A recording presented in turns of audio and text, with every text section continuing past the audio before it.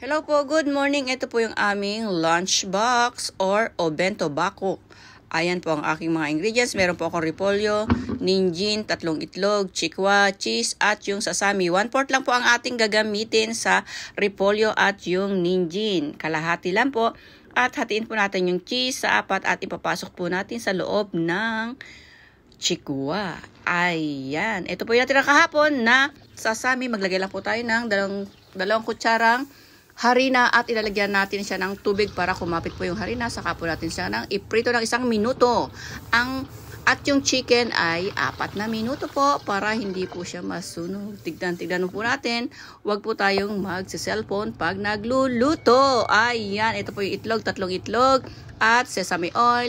Igisa na po natin lahat. Lagyan po natin ng toyo or ng oyster sauce. Yan lang po ang aking nilagay na lasa at lalagyan po natin ng sesame seed. Pwede din pong wala, pwede din meron kung meron lang po kayo. At paminta. Ito po, gagawa po tayo ng sauce ng chicken.